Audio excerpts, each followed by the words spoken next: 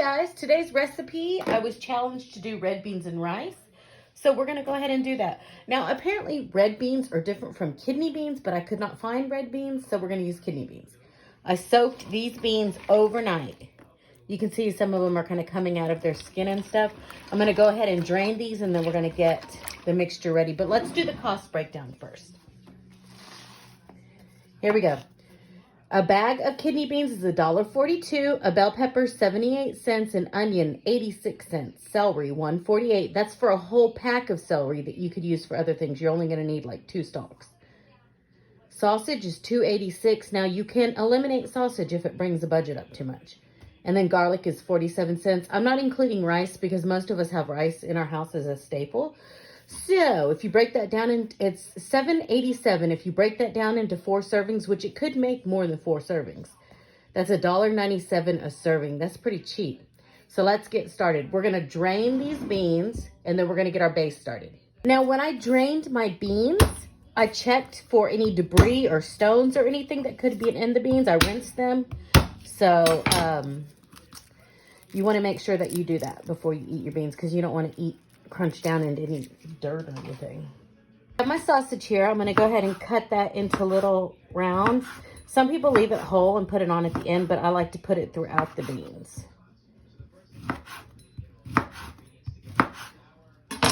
We're going to go ahead and heat up our skillet. Not as hot as we did last time. The last time I cooked using this pot, it was the first time I used this pot, and it was way too hot. We get our sausage in, and we're going to render out some of that fat. I added just a little bit of oil just to get it moving a little. So,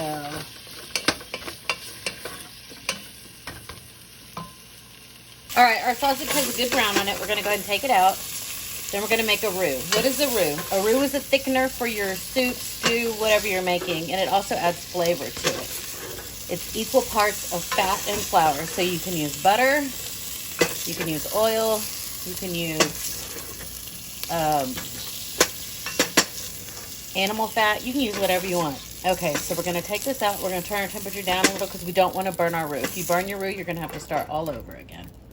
So let's take that out. Pan is smoking, so we're going to pull it down just a little. Turn the pan on. Went ahead and added my flour. I'm going to use vegetable oil. So we got 1/2 cup of flour, 1/2 cup of oil. You want to stir continuously. And be careful, I have burned myself many a time making a roux when it popped up because I was stirring it way too aggressive. So a roux takes a while to make, so I'm going to show you just the stages of it. So this is the beginning stage. You want it a deep chocolate brown.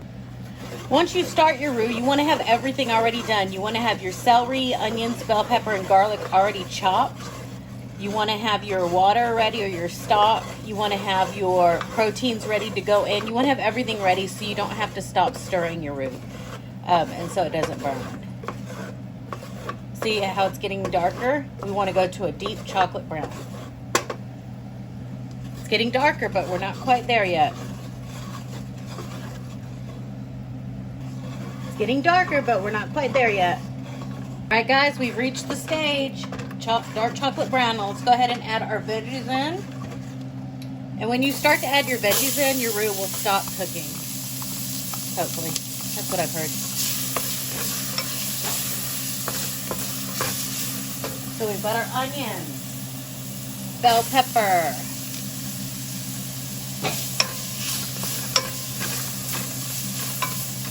we've got our celery,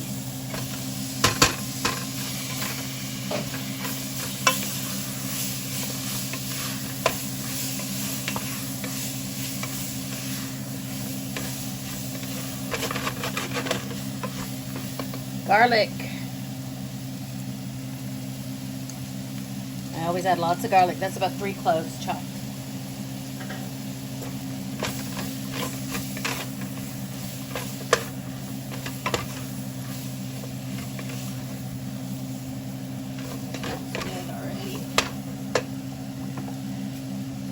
Cajun seasoning, of course.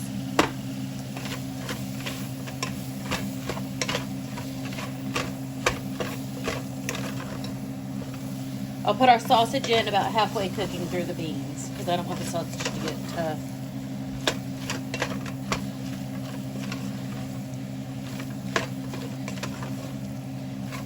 All right, let's add our beans.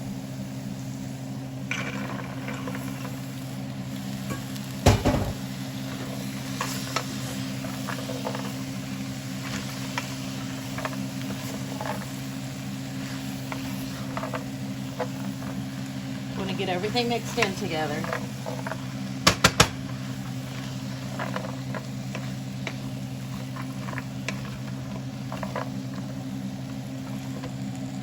Let's go ahead and add our water.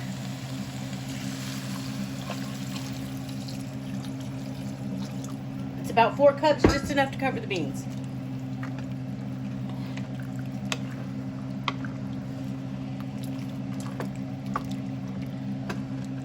Scrape up any of those bits that are on the bottom.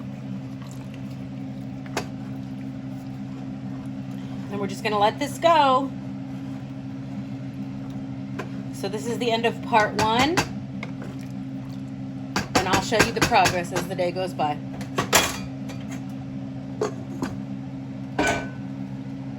Actually, I think I'm going to go ahead and put the sausage in there because I want the flavor to be in there with it. And if it gets tough, oh well. I'm the one that's eating it. All right. These red beans and rice are just about done. All I did to make them creamy was I took a potato masher and just kind of mashed the beans. This is exactly what I do to my refried beans to make them creamy. Anyway, so now we've got a creamy red beans and rice, which is almost like Popeyes. I tasted them. They taste like Popeyes. So I'm going to make some rice now, and then we'll serve this up. All right, let's go ahead and serve this up. I'm going to put some rice in a bowl first. A lot of people put the rice on top so it doesn't get soggy, but maybe I'll do that. We'll see. All right, there are my red beans looking yummy and creamy. I'm going to put 2 little scoops of rice on the top, just like that. And finally, I'm going to garnish with some green onions.